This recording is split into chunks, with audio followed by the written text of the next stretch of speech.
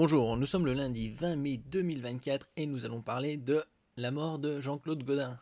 Jean-Claude Gaudin qui était très connu, qui est très connu dans le sud, puisqu'il a été maire de Marseille pendant 25 ans, un quart de siècle, depuis de 1995 à 2020, donc relativement récemment.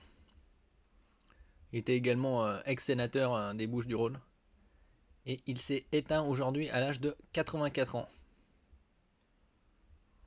L'ancien maire a fait sa dernière apparition publique le 8 mai dernier, jour de l'arrivée de la flamme olympique à Marseille, en assistant à l'inauguration du Tangram, le centre de recherche et d'innovation de l'armateur CMA-CGM, en présence d'Emmanuel Macron. Alors bien évidemment, le président a été de son tweet, message sur un X. Jean-Claude Gaudin n'est plus. Il était Marseille fait homme. De sa ville, sa passion, il avait l'accent, la fièvre, la fraternité. Pour elle, cet enfant de Mazargues s'était hissé au plus haut poste de la République qu'il a servi. Je pense à ses proches et aux Marseillais, a réagi Emmanuel Macron ce lundi. C'est sous mandat que la deuxième ville de France a entamé sa mutation, notamment économique, avec par exemple la concrétisation du quartier d'affaires Euroméditerranée. Il a aussi impulsé le changement de visage de la Joliette et la fusion des trois universités d'Aix-Marseille, devenu le deuxième pôle de recherche publique en France. Il était également professeur d'histoire géo pendant une quinzaine d'années. Il avait commencé à être prof d'histoire géo à l'âge de 24 ans. Le désormais célèbre Mucem et la piétonisation du Vieux-Port sont aussi de son fait. Au fil des années, la ville accueille alors de nouvelles entreprises, touristes et habitants. Là, on a un peu son parcours politique qui a commencé dans les années 60.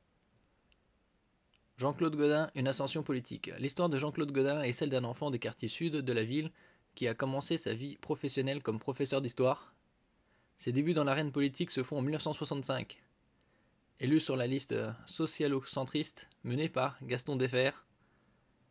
En 1971, il sera conseiller municipal délégué à la police administrative et à la protection civile. En 1973, il adhère aux Républicains indépendants et participe en 1974 à la campagne présidentielle de Valéry Giscard d'Estaing.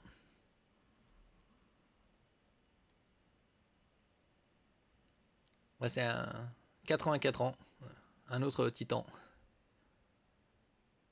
qui a marqué la politique ces 60 dernières années. Candidat pour l'Union pour la démocratie française, UDF, en 1978, dans la seconde circonscription des Bouches-du-Rhône, il bat le député sortant. Il est ensuite réélu comme député en 1981, 1986 et 1988.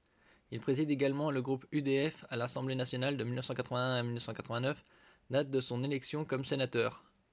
Et après, en 1995, lors de sa troisième tentative, il devient maire de Marseille.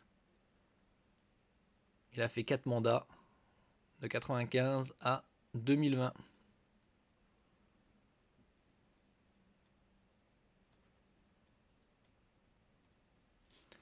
Merci pour votre écoute. N'oubliez pas de mettre un j'aime, un commentaire, de partager et de vous abonner à la chaîne. À la prochaine fois.